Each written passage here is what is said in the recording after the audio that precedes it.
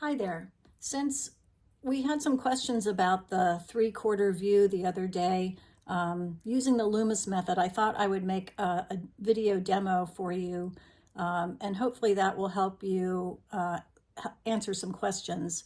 So I'm going to use this photograph, which I think is a great one for the three-quarter profile, because you can see here on our right, we see most of this side of her face and only a small amount of her face on our left.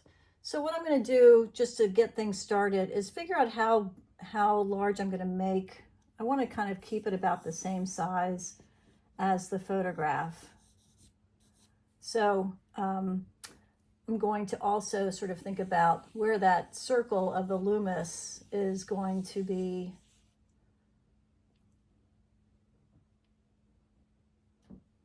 Something like, try that again, just to double check myself.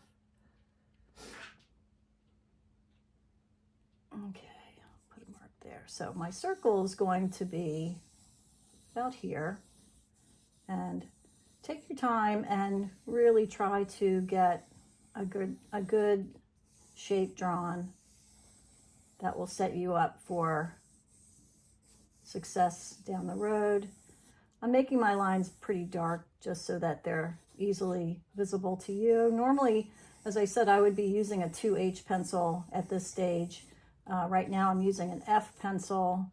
I like the somewhat dark and crisp lines that it produces. Okay, so I'll take my kneaded eraser now and just clean this up a bit.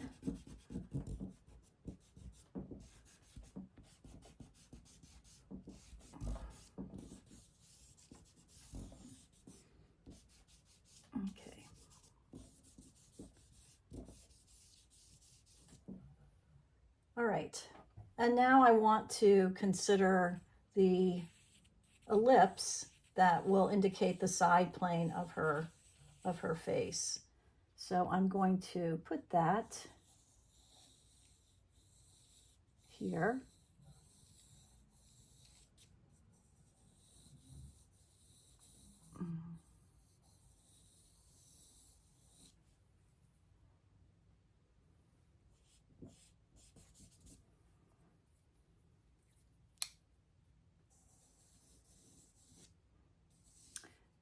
And something that I thought about after class last Wednesday was the idea of an axis point. Okay, so if you think about the globe or the Earth spinning on its axis, we can sort of visualize the same thing happening with the head. So what I'm going to do is I'm looking at her face here, this edge, and I'm going to kind of play around with where I think that center line is going to be related to an axis. So I will draw another ellipse in here. And you don't have to do this necessarily. I just think it's helpful to me to think about how this globe, the sphere, can turn right to left, as well as up and down, side to side. So the other thing that I noticed right away is a slight downward angle to her brow line, her nose line, and her mouth line. Okay, center of her mouth. And pretty much her face is slightly turned down to our left. Okay, so when I create one of the things I'm going to do right away is just go ahead and put in my center line, vertical center line. And I also will put in my center horizontal line.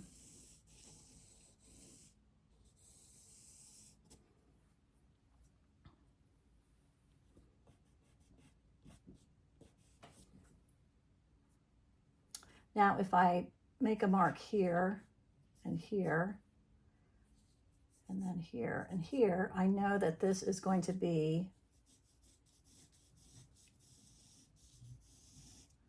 If I were to draw a square, which I can, I think I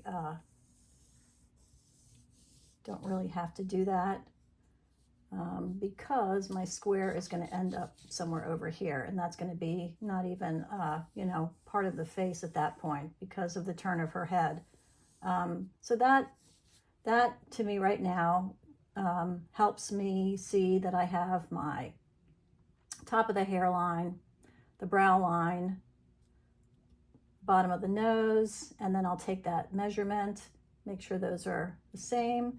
I can also take my pencil. I think this is probably a little bit more accurate than just using my fingers. So hairline to brow line to bottom of the nose to chin. So I do need to move this line up, and I'll check that again. 1, 2, 3. Okay. I think that's good.